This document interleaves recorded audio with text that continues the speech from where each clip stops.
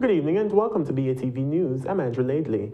Despite falling 3 places in the latest Ease of Doing Business rankings, Jamaica is still number 1 in the Caribbean. The island now sits at 70 compared to its 67th place last year. The results were published in the 2018 World Bank's Doing Business report today. Here's more. The latest World Bank Group's annual Doing Business report shows that economies in Latin America and the Caribbean continue to reform their business climate for small and medium enterprises. According to the report, half of the region's 32 economies implemented reforms in the past year. A total of 398 reforms were enacted in the past 15 years. The report says Jamaica's slip in the Ease of Doing Business ranking to 70 in this report, compared to position 67 last year, is due to the pace of reforms in the other economies. However, there are positives for the local economy in this year's report. Jamaica ranks in the top 5 among the best globally when it comes to starting a business. Jamaica is 5th because it only takes 3 days to register a business compared to 31 days 15 years ago. When it comes to countries in the Latin America and the Caribbean region implementing reforms, Jamaica ranks 3rd among the countries which have implemented the most reforms over the last 15 years. Jamaica implemented 25 reforms in total, following closely behind Mexico with 26 and Colombia with 34. Meanwhile, Jamaica rounded out the top 20 countries in the Getting Credit indicator for their comprehensive credit reporting systems. The country has also moved up in the Distance to Frontier ranking and is getting closer to global best practices in business regulations. Jamaica improved its score from 66.7 in Doing Business 2017 to 67.27 in Doing Business 2018 using a comparable methodology. More specifically, Doing Business finds that Jamaica implemented substantive changes in the local regulatory framework in 2016-17. It notes that the country made starting a business faster by reinstating next-day service for company incorporation. It also improved the reliability of the electricity supply in Kingston by investing in the distribution network through several initiatives, including the installation of smart meters and distribution automation switches. It ranked 91 for getting electricity. The country also reduced the time for documentary compliance for importing by implementing the web-based customs data management platform Asicuda World. That resulted in the improved ranking to 134 trading across borders. In the meantime, Jamaica remains number 1 in the Caribbean in this year's report. Rounding out the top 5 are St. Lucia at 91, Dominica at 98, followed by the Dominican Republic at 99 and Trinidad and Tobago at 102. For BATV News, I'm Anthony Morgan. Tourism Minister Edmund Bartlett has commissioned the ministry's Tourism Linkages Network to increase consumption of coffee locally. This, the minister says, can be achieved by strengthening ties between stakeholders in the coffee and hospitality industries. The minister's directive came after a recent meeting led by Chairman of the Tourism Linkages Council, Adam Stewart, with key stakeholders in the coffee industry. During the meeting, the group discussed the challenges the stakeholders face locally and strategies that can be developed by the Ministry of Tourism to better leverage the product. In 2016, Minister Bartlett appointed the Gastronomy Network, a subgroup of the Tourism Linkages Network, to promote and offer support to Jamaican cuisine, under which the Jamaica Blue Mountain Coffee falls. The network, which is chaired by Nicola Madden-Gregg, has placed special focus on the coffee industry with projects such as the Blue Mountain Culinary Trail launching earlier this year and the upcoming Blue Mountain Coffee Festival scheduled for early 2018. The Jamaica Blue Mountain Coffee Festival will be a 3-day event in the Blue Mountain region. It's expected to feature activities such as training and development seminars for coffee farmers, coffee farm and factory tours, culinary tours and experiences, and a coffee exhibition. International coffee buyers will also be invited to attend the festival. The Tourism Linkages Network is a division within the Tourism Ministry, which was developed to increase the consumption of goods and services that can be competitively sourced locally, while also generating and retaining the country's foreign exchange earning potential. After the votes were counted yesterday, the PNP held on to its 2 garrisons in St. Andrew by a landslide, but lost the battleground St. Mary seat. After losing by just 5 votes in the 2016 general election, the PNP's Norman Dunn pulled off the win this time around with more than 900 votes. So what does this mean for both parties? BATV News got some insight from 2 political analysts. More in this report. Political analyst Richard Dickey Crawford says the PNP ran a good race, especially in southeast St. Mary, but the party made a few mistakes which cost them the coveted seat. The People's National Party were not really running a very high-profile campaign and made some serious mistakes which made it even easier for the GLP to win the seat, such as the issue of the handling of Shane Alex's passport issue and Jamaican citizenship. At the same time, political analyst Kevin O'Brien Chang says the PNP's election strategists need to go back to the drawing board. He says they made blunders which significantly reduced their chances of winning the southeast St. Mary constituency. The PNP made a couple of big blunders. They put up a non-Jamaican citizen, and that must have had some effect on the vote. We don't know how big. Dr. Dunn's brother, making a family called Republic, and everybody has family skeletons. I mean, it looked unsavory to me. I can't believe it. So the PNP war room, they need to think things through a little more, I would think. You know, that the decision-making process needs to improve. That would be my takeaway for the PNP. In the meantime, Mr. Crawford says the Prime Minister may use the majority in Parliament as motivation for a cabinet reshuffle, which is a move he had hinted at before. The GLP will, as it said, feel a little bit more comfortable because it has this wider majority. This morning we discussed whether the GLP Prime Minister had said earlier as a background for perhaps a cabinet reshuffle or a reshuffle of his government.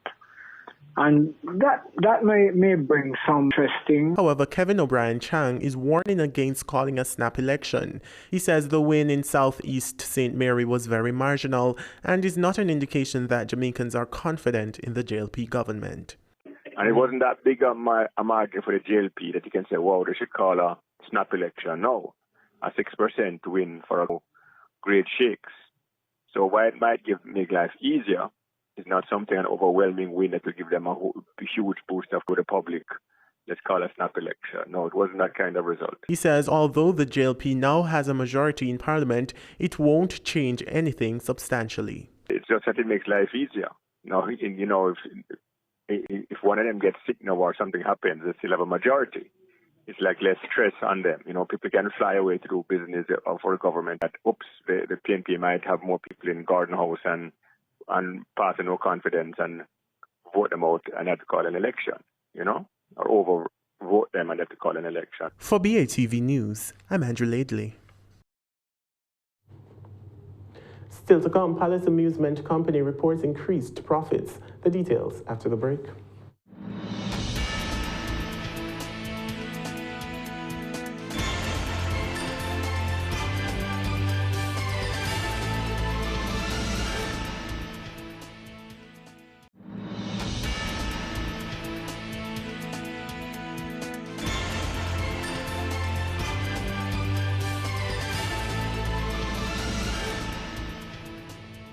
Welcome back. Things are looking up for the Palace Amusement Company, even though the local cinema giant is battling movie bootlegs. The company says for the financial year ending June 30, it recorded profits before taxation of $41.7 million. The figure represents an increase of $18 million over 2016. Anthony Morgan reports. Palace Amusement says for the 2017 financial year, the group saw some good results, showing a 3% recovery in attendance. The group says profits before tax stood at over $41 million, compared to the $22 million recorded in 2016. It says profits attributable to stockholders of the company was $33 million. Palace Amusement says earnings per stock unit also increased and was $22.97 this financial year, compared to the $11.38 of the previous year. Meanwhile, the group says its cinemas recovered ground previously lost in attendance, while revenues also improved. Revenues for the year were $990 million, up from $909 million in the previous year. Palace Amusement says topping the list of high-grossing pictures for adults were the last in the Fast and Furious franchise, Fate of the Furious. Wonder Woman was also a hit, along with Suicide Squad, Jason Bourne, 50 Shades Darker, and XXX Return of Xander Cage. Meanwhile, Sing, Legend of Tarzan, as well as Secret Lives of Pets were the movies that brought most of the children to the cinema. In the meantime, Palace Amusement says while it has maintained its discounted days and rental options, it has improved its snack counters by introducing new products and additional combos. The group says it has also addressed slow-moving lines at the confectionery counters.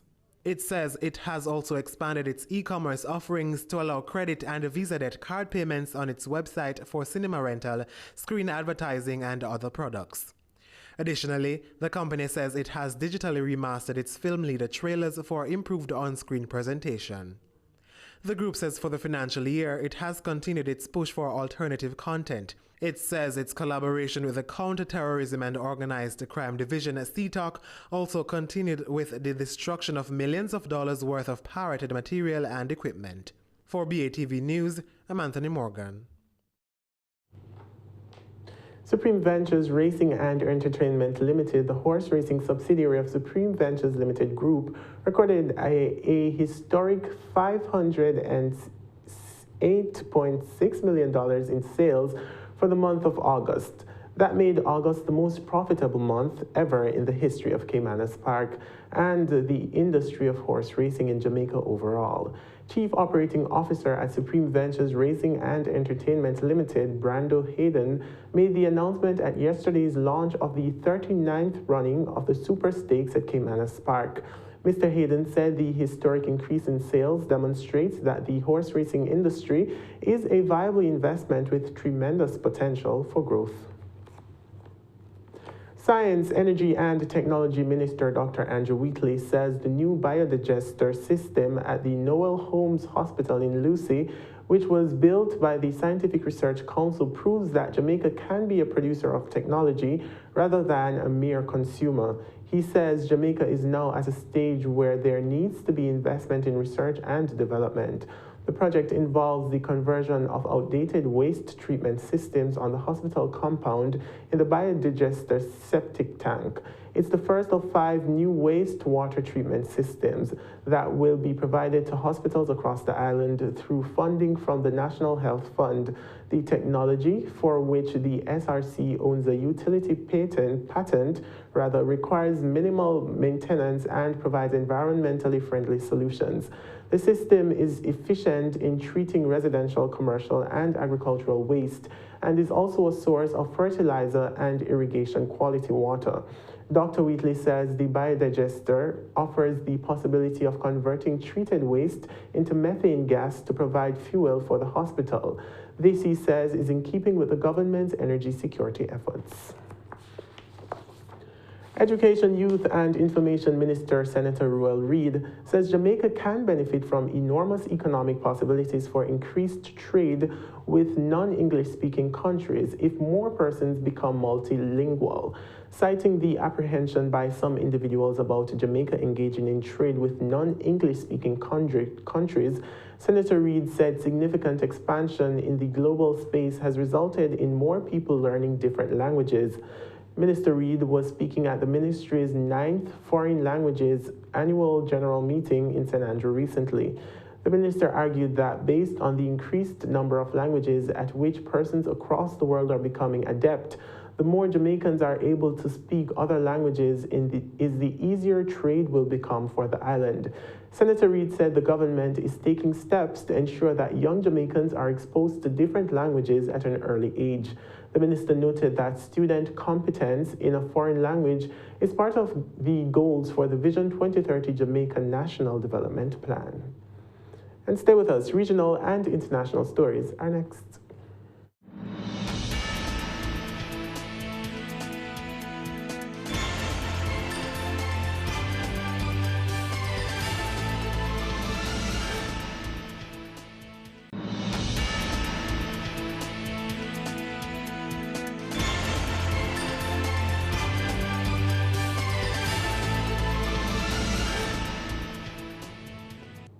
Welcome back. It's time now for regional and international news.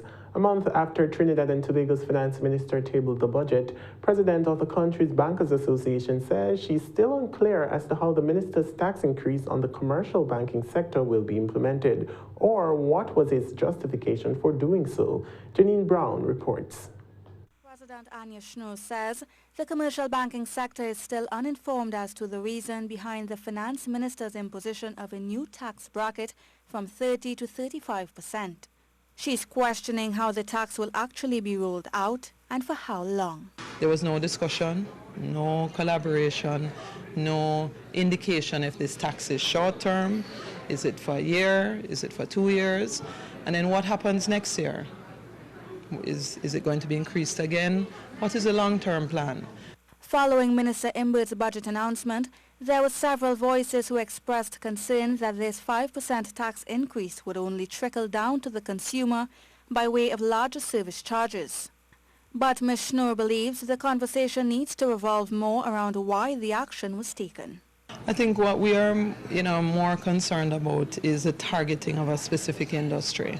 I think, there was no rationale. And even as Minister Imbert said the tax increases made across the board were intended to generate much needed government revenue, she believes the heavy impositions will do quite the reverse.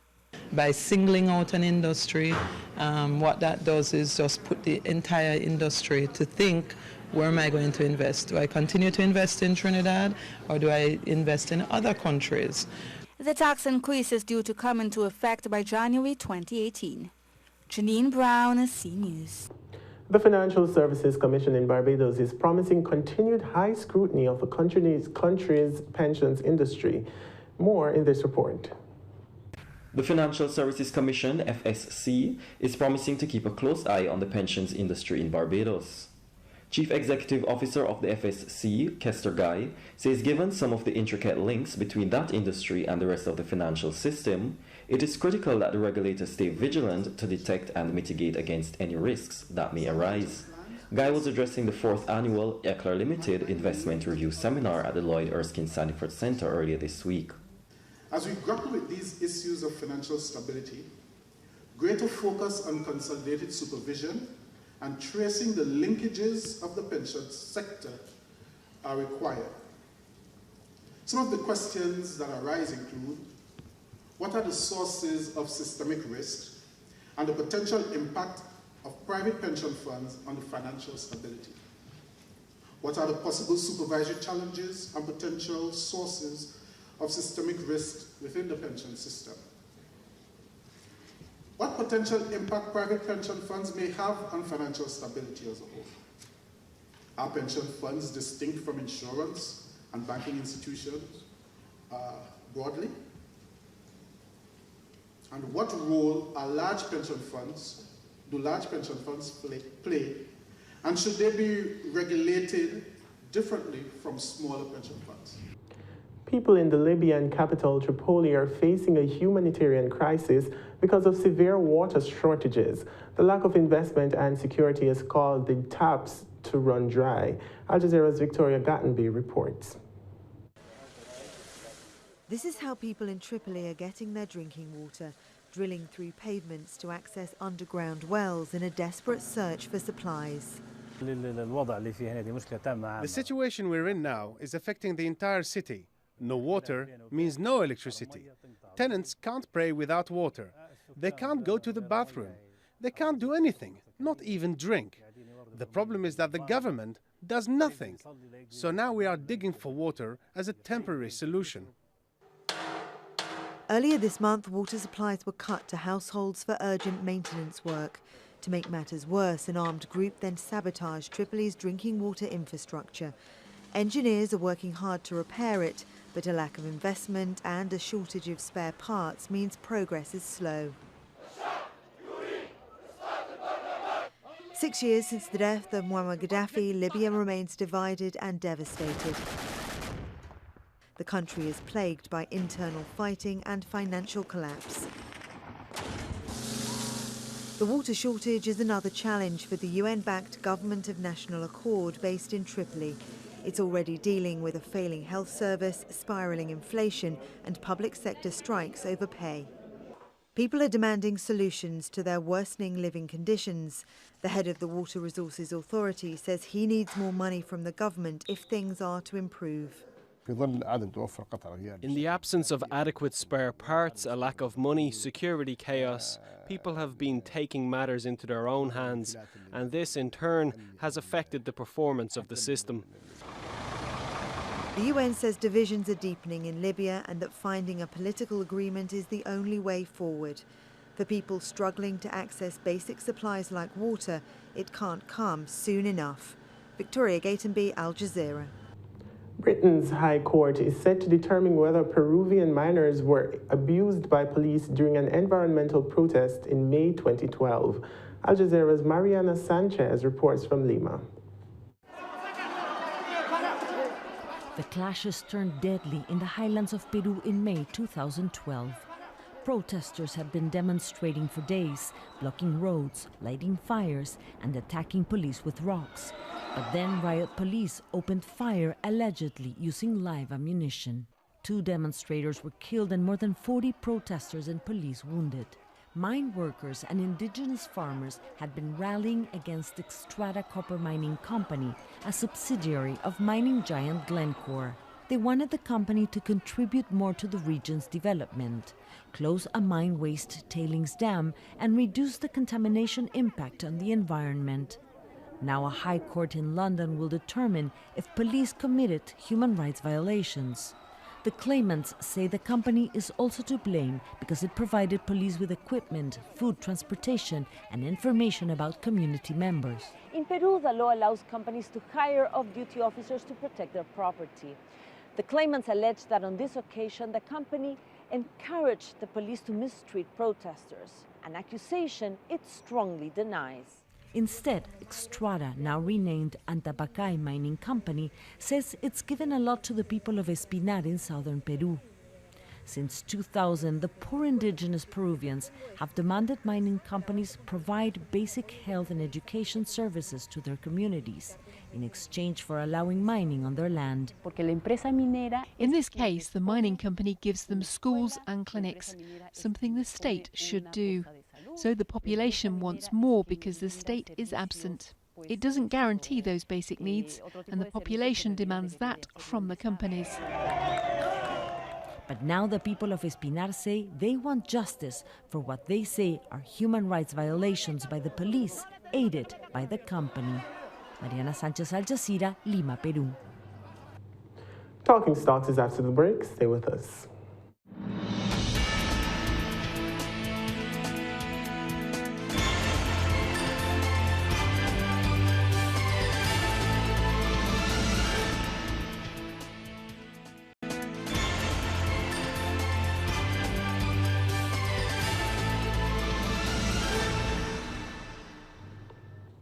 Welcome back. Time now for Talking Stocks. 43 stocks traded today, of which 17 advanced, 18 declined, and 8 traded firm. The main JC index declined by 1,947 points to close at 292,895. The junior index advanced 55 points to close at 3,224 points. Over 8 million units traded, valued at more than $93 million on the Jamaican dollar market. And on the US dollar market, over 437,000 units traded, valued at more than 115,000 US dollars. JMMB cumulative 7.5% with over 2 million units changing hands accounted for 31% of the market volume. Radio Jamaica was second with over 1 million units trading. JMMB Group with over 908,000 units accounted for 10% of the market volume, crossing the floor. Main Event Entertainment Group was the top advancer, up 59 cents to close at $5.62, followed by Lasco Distributors, up 56 cents to close at $7.95, and Jamaica Stock Exchange, up 35 cents to close at $6.90.